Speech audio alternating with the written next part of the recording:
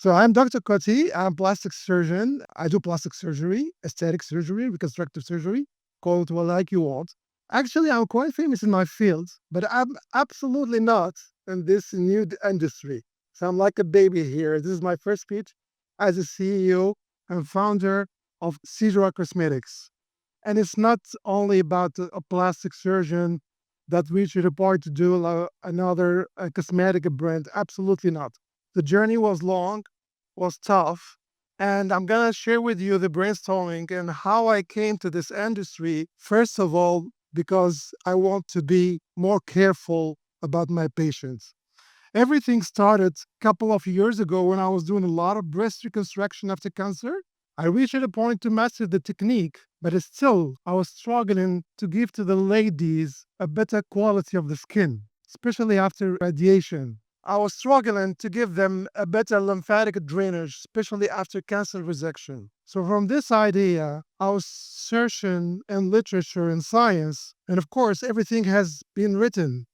And I could not start without talking about Hippocrates, our godfather as plastic surgeons, as doctors, who said, a wise man should consider that health is the greatest of human blessing. And in an era where we are running for fortune and fame, we have to remember, and I'm here also to remind you, that the most important wealth is your health. Because of the first part of your life, you're young, you're beautiful, you're strong, you focus on your goals, you don't care. But after 40, step by step, your body is changing.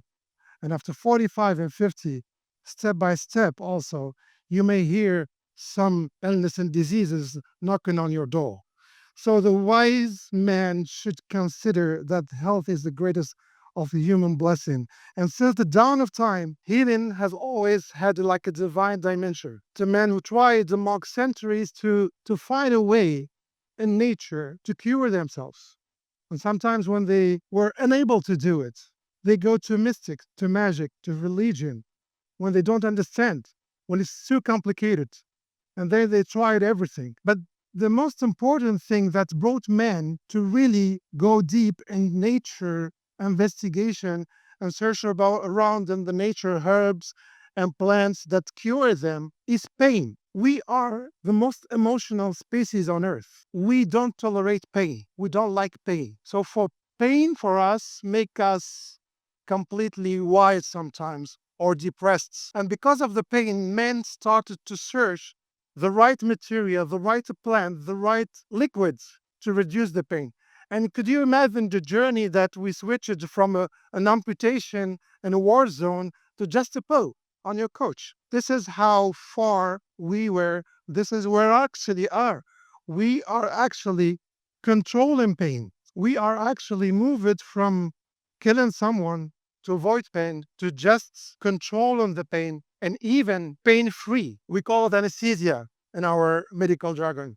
So, because of anesthesia, we are able, as surgeons, by the way, we are the only people allowed by law to harm you with a knife. You know that? And after your consent, also. But the idea is really to relieve you from a pain, from a disease, from something else. This is where are we now? We reached the point that we can control molecules and interaction with the human body, that we can make you completely sleep without feeling any pain, do important surgeries, and then make you again healthy.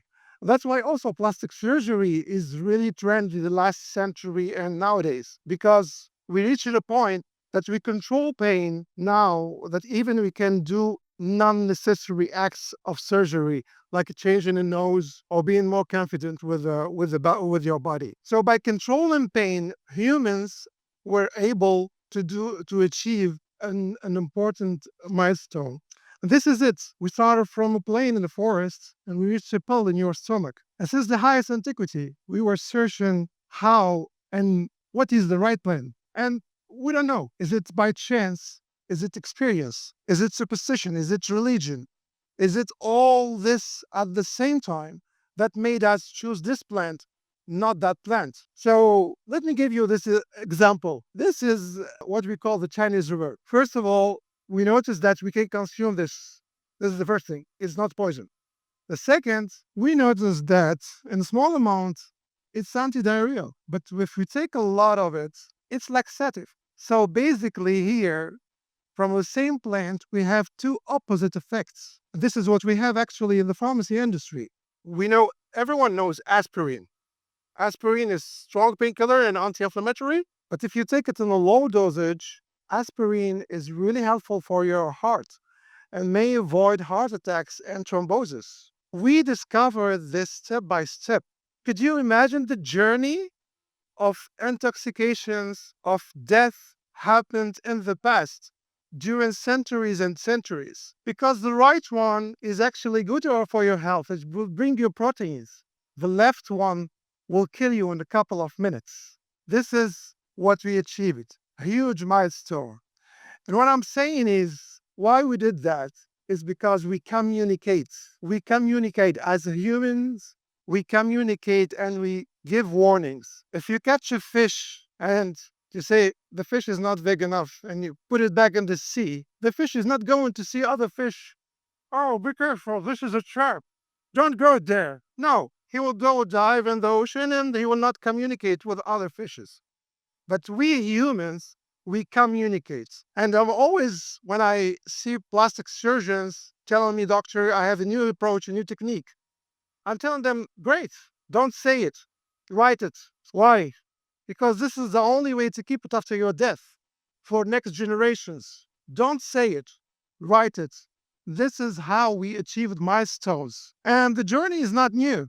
So if we come back to literature and old manuscript, we will find that even for our school, cosmetics were here. We see this mural. It looks like a salon of beauty, and you have this white and blue lotus.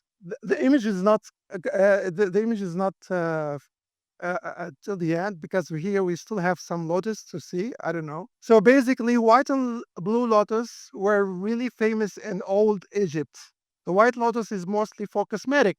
The blue lotus was mostly like a narcotic, like drug parties. Yes, it happened in old Pharaoh. And they wrote everything. They wrote everything, and we still can go now actually in Germany, and you will find Ebers papyrus, which is like more than 1500 years, with a lot of plants and flowers and herbs that may help you to cure, that may help you to suffer less. Why? Because they get this intelligence to write it. And China has one of the most important medical old system also. Since acupuncture and Chinese medicine, we may find 2000 years before that our Chinese ancestors tried to identify which herb is for which function, which one is moisturizing your skin, which one is not is irritating your skin, and it's written. But we have to wait until the advanced civilization and people like Hippocrates and all these Greek doctors that defined the disease like a natural thing. It's not mystic anymore. That they define that the body can cure himself by himself, but we can help him. And this is the whole story of medicine, how we can help the body to achieve a better cure and healing quicker, faster, with less harm. Religion. Religion also brought to humans a big achievement. If we can read in this very old Hebraic text, the Lord created medicine from the earth, and the sensible person would not hesitate to use them. He gave medical knowledge to human beings. So basically, it was written. And also Islamic religions, we can have this text. عن أسامة بن شريك رضي الله عنه قال رسول الله صلى الله عليه وسلم تداووا عباد الله فعند الله تعالى لم يضع داء إلا وضع له دواء غير داء واحد الهرم. It means seek treatment or service of Allah, for Allah does not create any disease, but He also creates His cure. You have just to find it. So religion also helps skeptics move away from magic or from mystery to science and research. From now on, we know that everything has been written. Everything also is in nature. We just have to find it. So, using this knowledge, I'm going to talk about my own brainstorming as a plastic surgeon. And I was thinking, can I use this to enhance my practice? So, basically, my work is about before and after. I'm making people more happy about their bodies. So, basically, we're changing features to make people more confident. We're manipulating different tissues. And the most important tissue we are manipulating daily is the skin. We're nipping and tucking and cutting and changing to give a better architecture, a better shape, a beautiful shape. But the question is for me to switch from A to C without the B, to switch from direct bruising and swelling to a quick recovery. How can I help this patient? Can I do something using what everyone said since the pharaoh? Everything is in nature. Go there, search for it. It's gonna help you. How can I do a neck lift and reduce the bruising? If it's possible nowadays to do that. So I used, of course, all the drugs I have. I used all the cosmetics also I have because we're treating the skin. I used also makeup, contention garments, everything. And I also started to brainstorm. The idea is to understand better the skin because we think, humans, that we know a lot of things. Actually, we don't know nothing. We know a little bit, just a little bit. Every day we know a little bit. That's it. And by writing it, we can evolve. So the idea is to know better the skin, to know better the metabolism also, and to understand the impact of the different factors that have some influence on the skin. So I came back to the definition. What is cosmetic? Is a cosmetic a drug or not? Absolutely not. So basically, according to FDA, a cosmetic is a powder. You can sprinkle it, you can spray it. It's a cream. You can use it, cleaning, beautifying. It's also makeup. This is what cosmetic is. The problem is that some products meet the definition of both cosmetics and drugs. Gonna give you a few examples. Anti-drop shampoo is a cosmetic, right? But it also helps to treat dandruff. So it's also a drug, but it's a cosmetic. It helps your body to change its metabolism. It's cosmetic, but actually there is an action on your scalp. The toothpaste you're taking, it's supposed to give you fresh air and fresh and breathe. But also, we added fluoride. This will help your body and your teeth also. Is it cosmetic or is it a drug? Where is the balance? Where is the difference? Makeup, actually. You're gonna see a lot of makeup products with UV protection. Actually, these kind of makeup are also helping you fighting cancer because skin cancer is really related to exposition to the sun, and we know it. So in 2022, the FDA did a memorandum about the definition of cosmetics. The FDA modernized the cosmetic regulation. And we can talk also about adverse events reporting. Why? Because a good cosmetic has to have more than a makeup effect, I think, in my mind. And we have to understand the skin very well to understand the whole process. Because we think that the skin is like a leather or something. Absolutely not. This is the most sophisticated organ you ever have. It's even more sophisticated than your brain. You have to know that 16% of your weight is your skin. You have to know also that it's almost 2 square feet. This is a huge compared to all the organs. This is the second large organ interacting with the environment. You have your intestine and then you have your skin. So the most important organ probably is your skin. You can live without one eye. You can live without two eyes. You cannot live without skin. You can live without a kidney. You cannot live without skin. A burned person, even a small burn, will have the whole metabolism completely changed.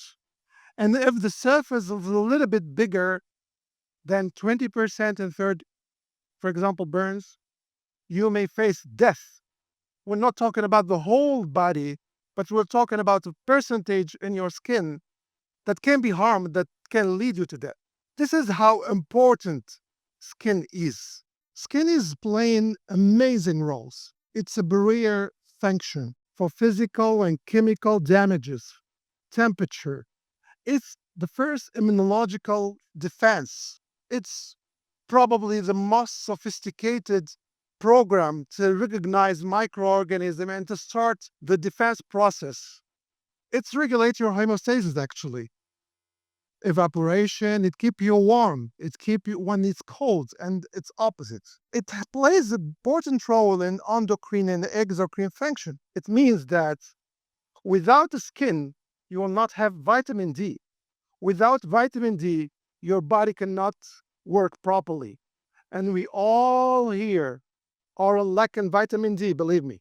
Because even if we are living in the sun, we are living mostly inside, not exposed to the sun. Vitamin D is very important, and your skin is playing the biggest role in vitamin D conversion until the vitamin D will go to your cells and play like a messenger.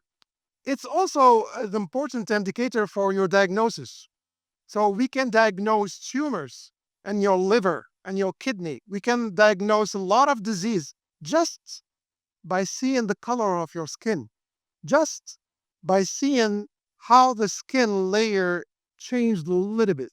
And a wise doctor, by just seeing the skin, may know if you have a liver problem, if you have a kidney problem, if you have a metabolism problem. All of this are in the skin. The skin is the first alarm. And of course, it will help the discrimination, the cell division, to make everything clean all the time, to protect you. So this is what is about the skin.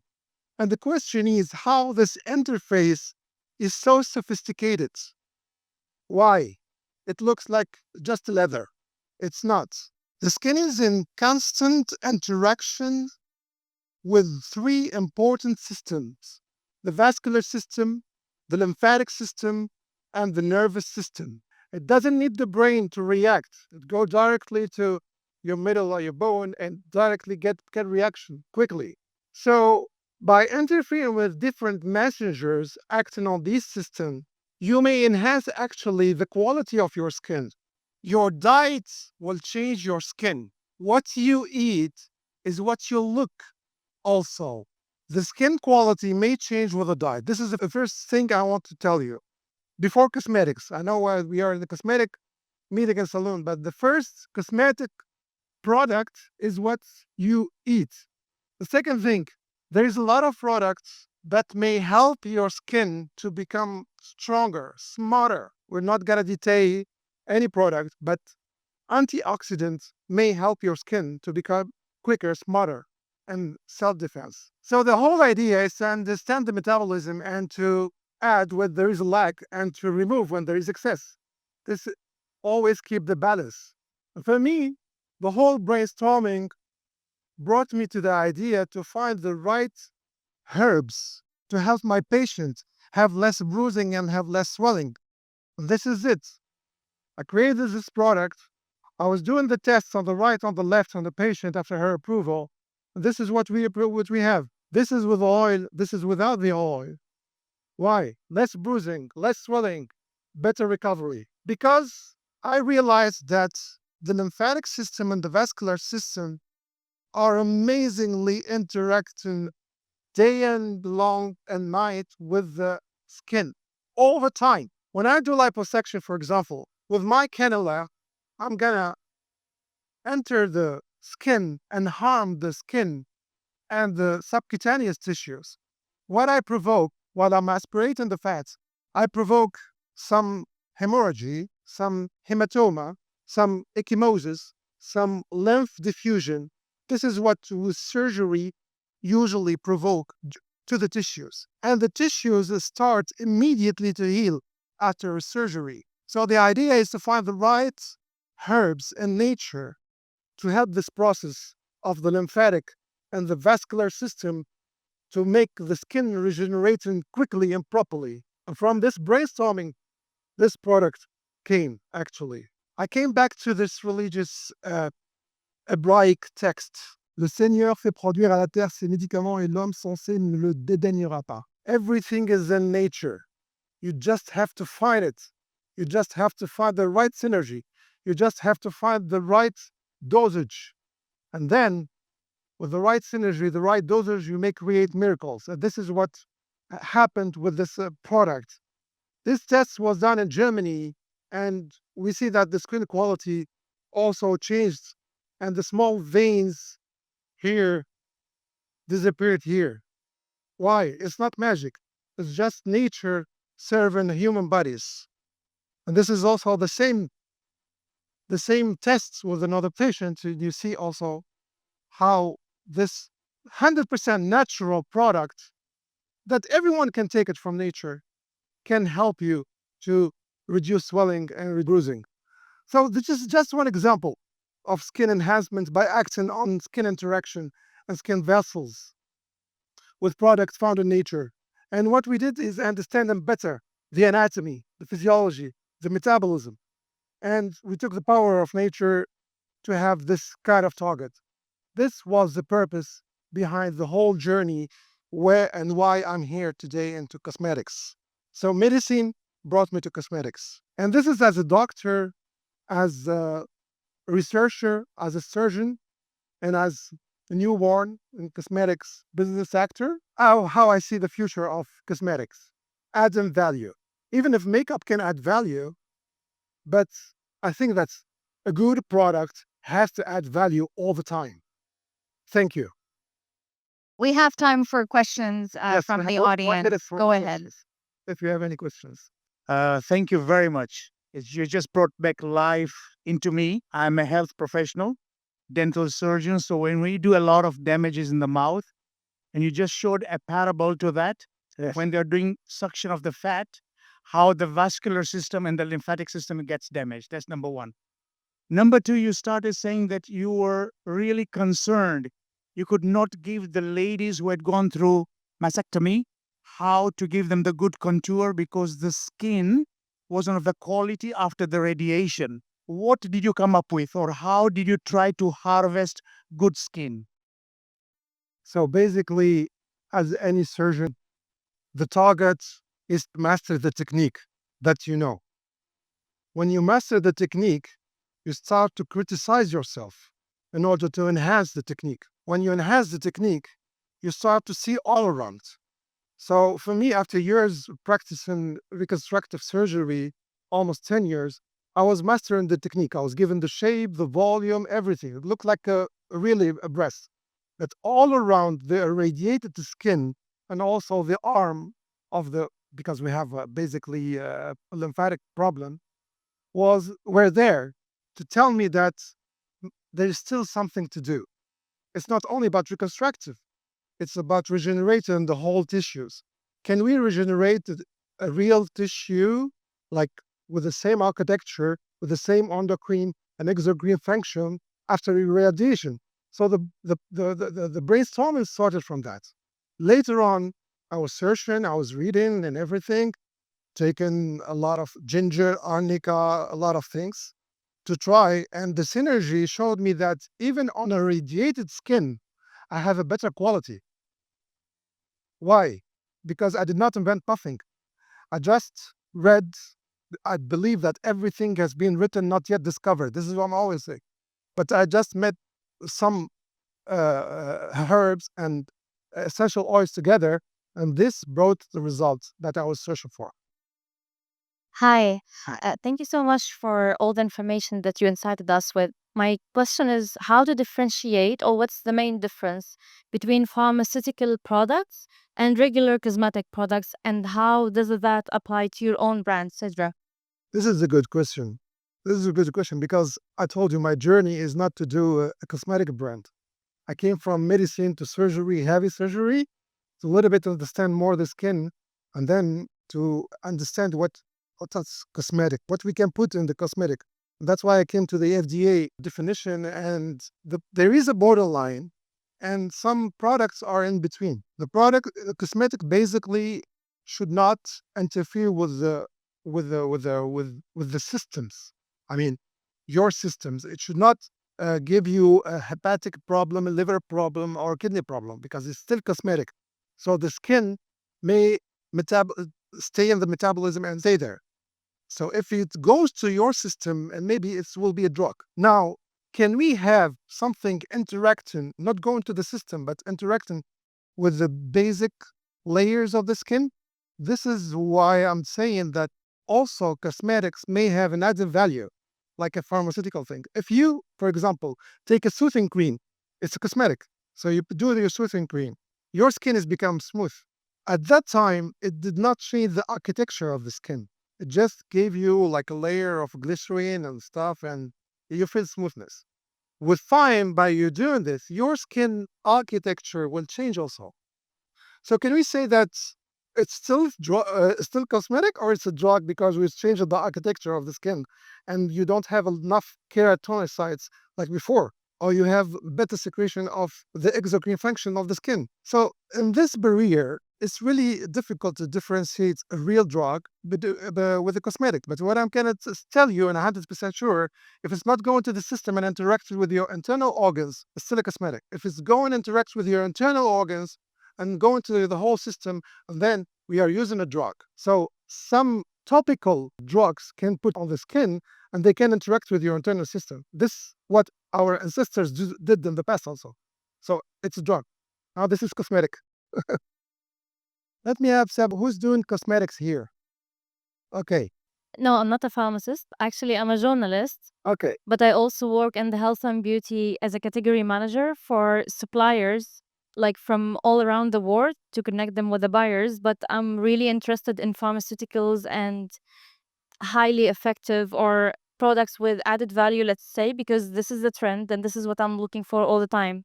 And I saw your brand like long time ago and I checked it already, but I could not like completely differentiate, is it really pharmaceutical or is it just cosmetics? Because it does completely shift the type of a user or the type of a consumer who would True. be using this type of a product. Cosmetics are also available in pharmacies, right? And you may have a lot of pharmacists that may give a product, for example, after liposuction, you put your garment and you find the skin is completely a little bit rough and it's not hydrated. So you go for a cosmetic. Your pharmacist will tell you this soothing cream is good. But this soothing cream is actually changing also the aspect of your skin. And step by step, if it's effective, it will change a little bit of its metabolism. Where's the barrier here? So that's why I'm saying if it's not going deep, interacting with your internal organs and with your systems, it's still cosmetic with an effect. I mean, like a drug effect. Like the example of the shampoo, the example of the toothpaste, or the example of the makeup with the UV protection. These are also cosmetics, but they help your body in a certain point. There is cosmetics, just cosmetics, like put on makeup. Makeup is still cosmetic. Hydrating the skin, and when you don't use any more of the cosmetic, the skin is coming back. But there is also, and I believe that the next brainstorming about cosmetics is adding value by interacting wisely with the metabolism of the skin. But with the metabolism of the skin, it's not with the metabolism of your internal system and internal organs. All right? Hello, doctor. Thank you for your presentation. And I'm a pharmacist. And as in line with the question from the lady, what I know is that every substance is a poison. It is a dose and duration which Yes. differentiate between a drug and a poison. True. So you mentioned example of shampoos and toothpaste, but what happens, doctor, when it is consumed over a period of time? So will it interfere with the metabolism, maybe with cytochrome 450? Or it is just stays there and there is no harmful effect? So that's my question. You remember the slide about the pain? Yes. Basically, in our evolution, our target was first to reduce the pain. Then we discovered some plants that will relieve the pain.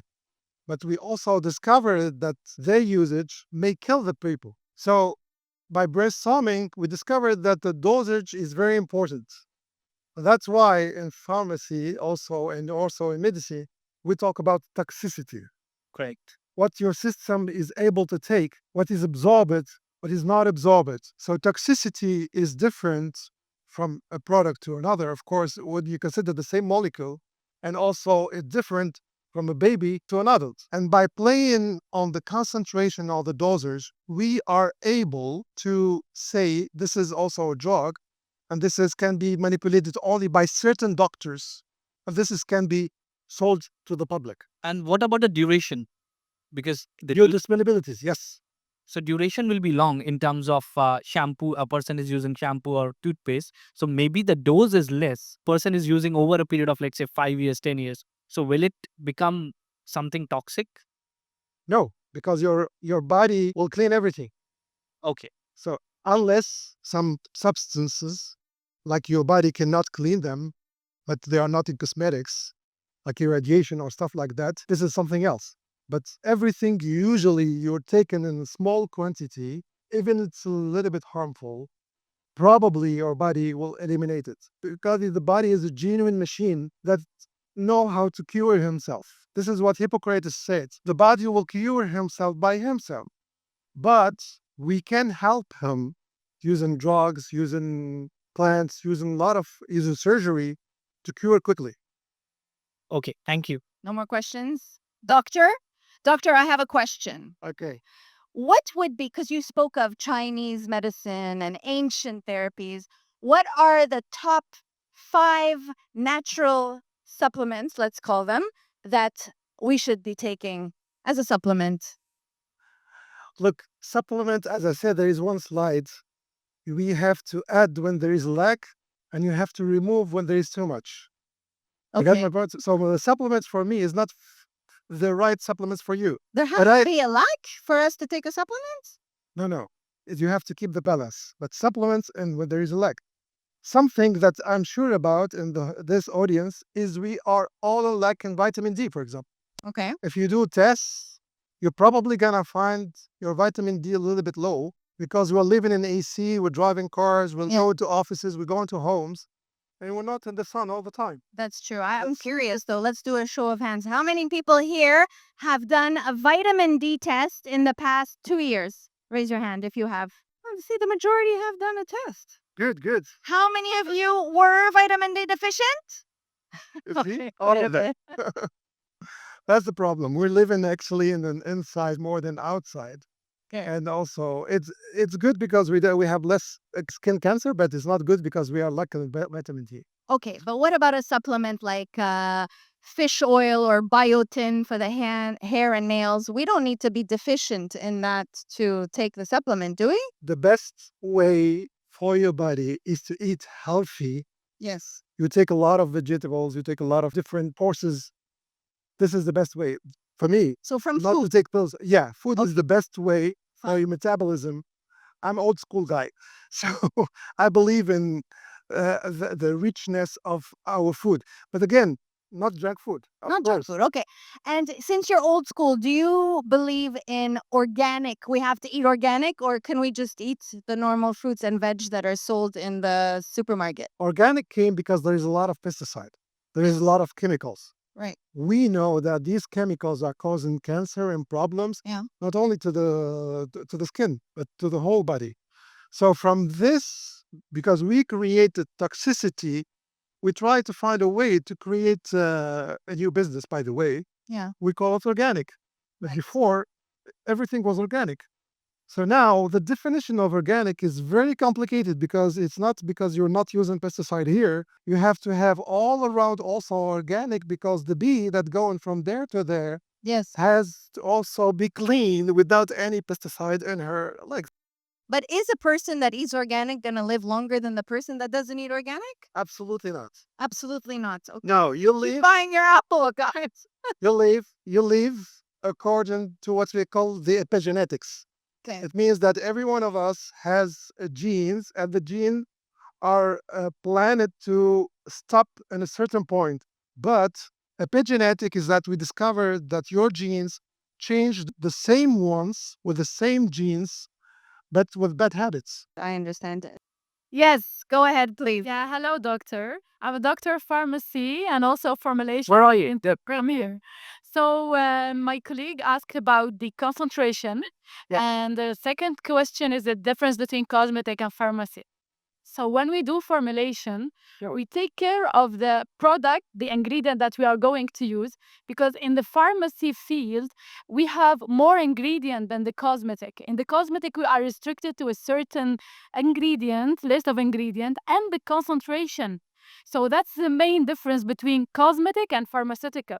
The second point is the concentration that he talked about. For example, the shampoo, yes, the dosage and the toxicity.